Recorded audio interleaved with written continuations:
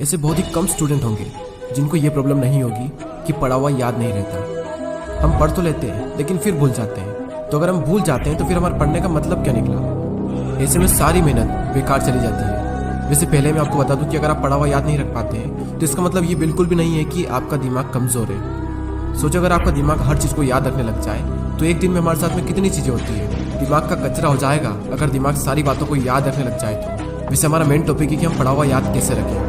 अगर इस प्रॉब्लम का सोल्यूशन निकल गया तो आपका टाइम भी बचेगा और आपको रिजल्ट भी बहुत ज़्यादा मिलेगा। पढ़ा हुआ सब कुछ याद रखना मुश्किल है, लेकिन फिर भी काफ़ी हद तक हम इसे कंट्रोल कर सकते हैं, लेकिन पूरी तरीके से नहीं। मैं आपको 3 तरीके बताने वाला हूँ। अगर आप यूट्यूब और गूगल पर सर्च करोगे तो आपको कई सारे टिप्स मिल जाएंगे, लेकिन ये जो टिप्स मैं आपको बता रहा हूँ ये मेरे पर्सनल एक्सपीरियंस से और काफ़ी रिसर्च करने के बाद मैं आपको बता रहा हूँ। आप यकीन मानिए कि ये 3 टिप्स इतनी ज़्यादा इफेक्टिव है कि इनको यूज़ करने के बाद आपका टाइम भी बचेगा और आपको रिजल्ट भी 2 गुना मिलेगा। तो पहला जो पॉइंट है वो है स्टडी लेस स्टडी गुड। भले ही कम पढ़ो लेकिन अच्छा पढ़ो। विल परेटो ने इस दुनिया को एक महान सिद्धांत दिया जिसे कहा जाता है 80-20 का रूल्स। इन्होंने एक ऐसा नियम दिया जो कि दुनिया की हर वस्तु में हर जगह पाया जाता है। इन्होंने बताया कि आपके 20% एफर्ट्स आपके 80% रिजल्ट में कन्वर्ट होते हैं। इनका कहना है कि आप सिर्फ 20% चीज़ों पर फोकस करो, आपको 80% रिजल्ट सिर्फ इन्हीं से मिलेंगे। एग्जाम्पल के लिए विल परेटो बताते हैं कि दुनिया का 80% पैसा और ज़मीन इस दुनिया के 20% लोगों के पास में है। 80% क्राइम इस दुनिया के 20% लोग करते हैं। 80% ट्रैफिक इस दुनिया के 20% रोड पर होता है। और 80% टाइम हम 20% कपड़े पहनते हैं। और इस दुनिया की 80% एल्कोहल यानी शराब इस दुनिया के 20% शराबी पी जाते हैं। 80% भोजन इस दुनिया की 20% जमीन से निकलता है। 80% बारिश इस दुनिया के 20% बादलों से होती है। इस दुनिया के 80% इन्वेंशन इस दुनिया के 20% साइंटिस्ट ने किए हैं। और सिर्फ यहीं तक नहीं, यही आंकड़ा हमारे अपने यूट्यूब चैनल पर भी लागू होता है। 80% वॉच टाइम उन लोगों से आता है जिन्होंने इस चैनल को सब्सक्राइब नहीं किया है। कहीं आप भी तो उन 80% लोगों में से नहीं हो।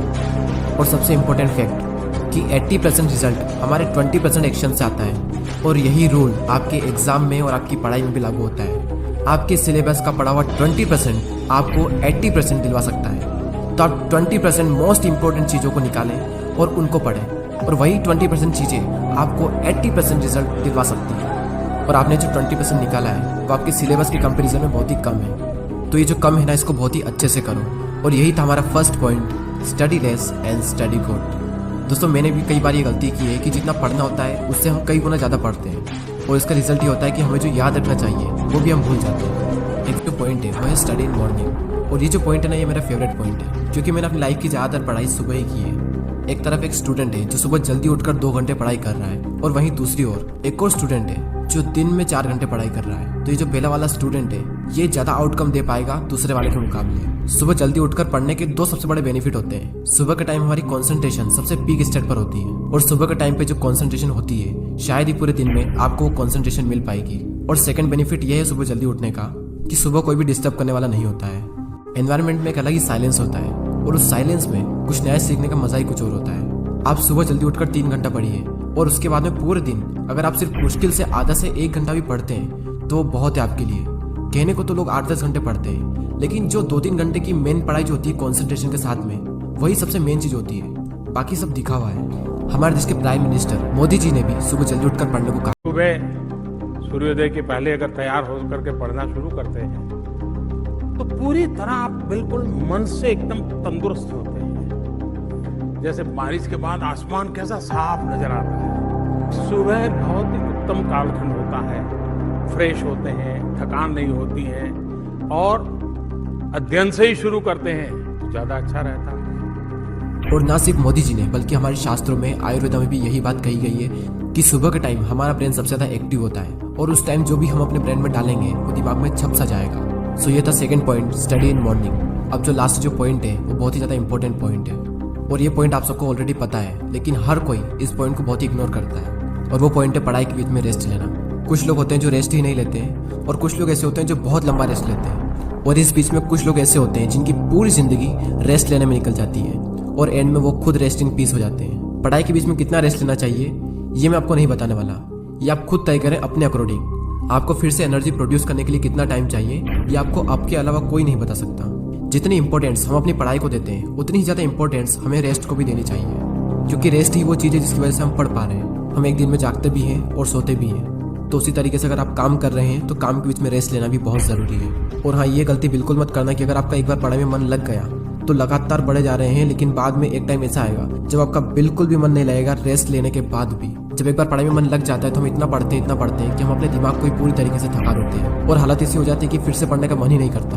आपने पढ़ना शुरू किया, आपका मन लगा, अब थोड़ी देर बाद आपको रेस्ट लेना चाहिए। जितनी इंपॉर्टेंस हम अपनी पढ़ाई को देते हैं उतनी ही ज़्यादा इंपॉर्टेंस हमें रेस्ट को भी देनी चाहिए, क्योंकि रेस्ट ही वो चीज़ है जिसकी वजह से हम पढ़ पा रहे हैं। हम एक दिन में जागते भी हैं और सोते भी हैं, तो उसी तरीके से अगर आप काम कर रहे हैं तो काम के बीच में रेस्ट लेना भी बहुत ज़रूरी है। और हाँ, ये गलती बिल्कुल मत करना कि अगर आपका एक बार पढ़ाई में मन लग गया तो लगातार बढ़े जा रहे हैं, लेकिन बाद में एक टाइम ऐसा आएगा जब आपका बिल्कुल भी मन नहीं लगेगा रेस्ट लेने के बाद भी। जब एक बार पढ़ाई में मन लग जाता है तो हम इतना पढ़ते हैं कि हम अपने दिमाग को ही पूरी तरीके से थका देते हैं और हालत ऐसी हो जाती है कि फिर से पढ़ने का मन ही नहीं करता। आपने पढ़ना शुरू किया, आपका मन लगा, अब थोड़ी देर बाद आपको रेस्ट लेना चाहिए, लेकिन आपको लगता है कि मैं भी और पढ़ सकता हूँ, तो उस फीलिंग को बनाए रखें और रेस्ट लें और फिर दोबारा उसी फीलिंग के साथ में अपनी पढ़ाई शुरू कर दें। अगर आप चाहें तो आप पोमोडोरो टेक्निक का यूज़ भी कर सकते हैं। पोमोडोरो एक बहुत ही सिंपल टेक्निक है। आपको जो भी काम करना है उस काम को आपको 25-25 मिनट के 4 ब्लॉक्स में डिवाइड करना है और हर 25 मिनट के ब्लॉक्स में आपको 5 मिनट का ब्रेक लेना है और 1 घंटा होने के बाद में आपको 15 मिनट का रेस्ट लेना है और फिर से आपको यही सब करना है। और इस टेक्निक का यूज़ करके आप काफ़ी लंबे टाइम तक और काफ़ी अच्छे से स्टडी कर सकते हैं। और ना सिर्फ स्टडी बल्कि आप अपने किसी भी काम में इस टेक्निक को यूज़ कर सकते हैं। और इस टेक्निक को यूज़ करने के लिए प्ले स्टोर पर कई सारी एप्लीकेशन है, आपको जो भी अच्छी लगे वो एप्लीकेशन आप डाउनलोड कर सकते हैं। चलिए अब हम उन तीनों पॉइंट्स को एक साथ देख लेते हैं और ये भी देख लेते हैं कि हमने इस पूरी वीडियो में क्या सीखा। हमारा जो मेन टॉपिक था वो ये था कि पढ़ा हुआ याद कैसे रखें, और उसके सॉल्यूशन के लिए हमने 3 पॉइंट्स देखे, जिसमें से पहला है study less study good, second है स्टडी इन मॉर्निंग और थर्ड है रेस्ट लेना। फर्स्ट पॉइंट में हमने 80-20 के प्रिंसिपल को समझा कि किस तरीके से आपको 80% रिजल्ट आपके अपने 20% काम से मिलेंगे, और साथ ही हमने ये सीखा कि आपको फोकस करना चाहिए अपनी 20% स्टडी पर जो आपको 80% रिजल्ट दिला सकती है। सेकंड पॉइंट था कि स्टडी इन मॉर्निंग, यानी कि सुबह उठकर पढ़ो, और इस पॉइंट में हमने देखा कि किस तरीके से आप जल्दी उठकर हाई कंसंट्रेशन वाली स्टडी कर सकते हो। और थर्ड पॉइंट है स्टडी के बीच में ब्रेक लेना, और इस पॉइंट में हमने रेस्ट की इंपॉर्टेंस को जाना। जितना इंपॉर्टेंट जागना होता है उतना इंपॉर्टेंट सोना होता है, उसी तरीके से जितना इंपॉर्टेंट काम करना होता है उतना ही इंपॉर्टेंट रेस्ट लेना भी होता है। और थर्ड पॉइंट में ही हमने पोमोडोरो टेक्निक के बारे में जाना। जो भी काम आप करना चाहते हो उस काम को 25-25 मिनट के 4 ब्लॉक्स में डिवाइड कर दो और हर 25 मिनट के बाद में 5 मिनट का ब्रेक लें, और जब पूरा 1 घंटा हो जाए तो उसके बाद में 15 मिनट का रेस्ट लें। और इस टेक्निक का यूज़ करके भी आप लंबे टाइम तक काफ़ी अच्छे से पढ़ाई कर सकते हो। और दोस्तों, अगर आपने पूरे साल पढ़ाई नहीं की है तो अब भी आपके पास में टाइम है, क्योंकि वो किसी ने क्या खूब बात कही है कि जो हो गया उसे सोचा नहीं करते, जो मिल गया उसे खोया नहीं करते। सफलता उन्हें ही हासिल होती है जो वक्त और हालातों पर रोया नहीं करते। अगर आप अब भी शुरू करते हो और दिल लगाकर मेहनत करते हो तो अब भी आप कई लोगों से आगे निकल सकते हो। बस मेहनत खामोशी से कीजिए और इतनी मेहनत करो कि आपकी सफलता शोर मचा दे। अब वैसे ही बहुत टाइम निकल चुका है और एग्ज़ाम बहुत नज़दीक है, और जब इतना कम टाइम बचा है तो बैठे बैठे ज़िंदगी बर्बाद ना कीजिए, क्योंकि ये ज़िंदगी मिलती है कुछ कर दिखाने के लिए। रोके अगर आसमान हमारे रास्ते को तो तैयार हो जाओ आसमान झुकाने के लिए। अब बात आती है उन 80% लोगों की जो वीडियो तो देखते हैं लेकिन सब्सक्राइब नहीं करते। यूट्यूब पर आपको वीडियो बिल्कुल फ्री में मिल रहा है और सब्सक्राइब करने का भी यूट्यूब आपसे पैसा नहीं लेता है, तो फिर मैं ये सोचता हूँ कि आप सब्सक्राइब क्यों नहीं करते। दोस्तों, बहुत मेहनत लगती है वीडियोज़ बनाने में। आपका एक सब्सक्राइब और एक कमेंट मुझे बहुत मोटिवेट करता है आने वाले टाइम में इससे भी अच्छे वीडियोस बनाने के लिए। मैं लेता हूँ आपसे अलविदा। Thanks for watching.